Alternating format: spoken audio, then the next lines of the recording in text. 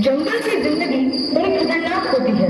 हफ्ते हो गए हैं यहाँ खेमा गावे हुए, सिपाही भी थका हुए हैं। ये वजीर अली आदमी है या भूत, हाथ ही नहीं लगता।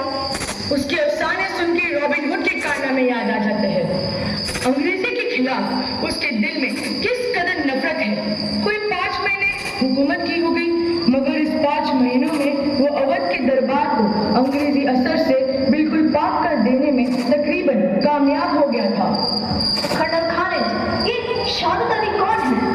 आसिफुद्दौला का भाई है, वजीर अली का और उसका दुश्मन। असल में नवाब आसिफुद्दौला के यहाँ लड़की की कोई उम्मीद नहीं थी। वजीर अली की पैदाइश को शहादत अली ने अपनी मौत ख्याल किया।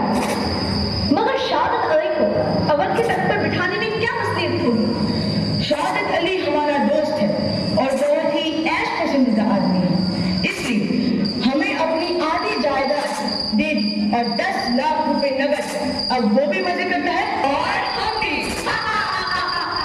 सुना है ये वजीर अली अफगानिस्तान के बादशाह साहिब जमा को हिंदुस्तान पर हमला करने की दावत दे रहे हैं।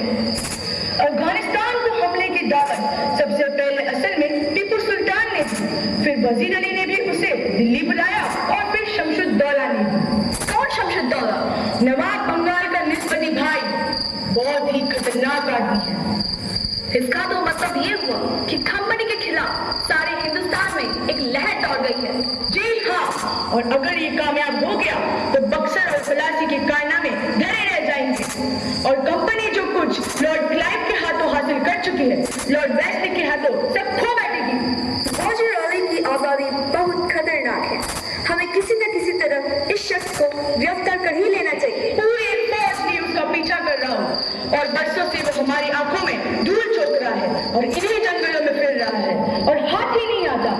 उसके साथ चंद जाबाज है, मुट्ठी भर आदमी मगर ये दमखम है। सुना है ये वजीर अली जाति तौर से भी बहुत बहादुर आदमी है। बहादुर न होता तो यूं कंपनी के वकील को कत्ल कर देता। यह कत्ल का फैसला